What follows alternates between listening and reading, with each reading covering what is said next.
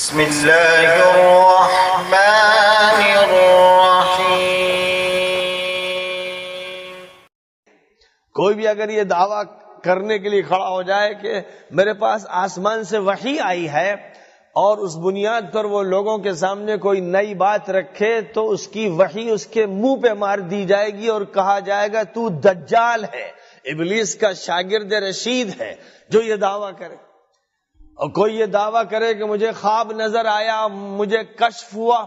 جو خواب اور کشف قرآن سے ٹکراتا ہو، حدیث نبوی کے خلاف ہو، وہ اس خواب دیکھنے والے کے منہ پہ مار دیا جائے گا کہ تو تلبیس ابلیس میں مبتلا ہے، شیطان کا شاگرد رشید ہے اور امت محمدیہ کو گمراہ کرنے کے لیے تیرا اغوا کیا گیا ہے۔ اس لیے نہ روحانیت کسی کی مانی جائے گی، نہ عقلیت،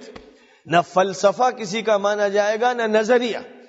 نہ عقیدہ کسی کا مانا جائے گا، نہ نقطہ نظر۔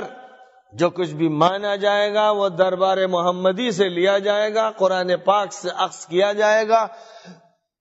جو کچھ اللہ کی کتاب میں بیان کر دیا گیا، اللہ کے نبی صلی اللہ علیہ وسلم نے جو کچھ ارشاد فرما دیا، وہی فیصلہ کن، وہی حتمی، وہی قطعی، وہی آخری، اس سے ادھر ادھر ہٹنے کی کوئی گنجائش نہیں۔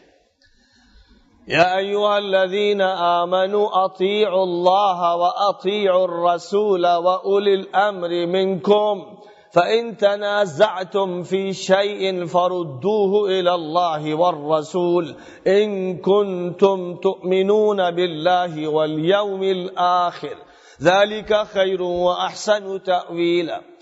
ایمان والو، اللہ کی اطاعت کرو اور پیغمبر کی اطاعت کرو، جو تمہارے دینی امور کے ذمہ دار ہیں ان کی اطاعت کرو، اور اگر ان سے کسی معاملے میں اختلاف اور جھگڑا ہو تو پھر رجوع کرو اللہ کی طرف اور پیغمبر کی طرف۔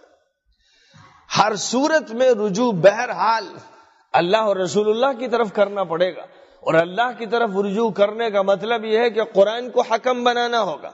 اور حضور پاک علیہ الصلاۃ والسلام کی طرف رجوع کرنے کے معنی یہ ہے کہ حدیث نبوی کو، سنت رسول کو حکم بنانا ہوگا۔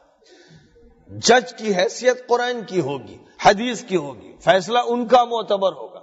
اور وہ بھی ہائی کورٹ کے جج نہیں، سپریم کورٹ کے آخری، جن کے بعد اپیل نہیں، کسی اپیل کی کوئی گنجائش نہیں، وہاں سے وہ فیصلہ صادر ہوتا ہے۔ اور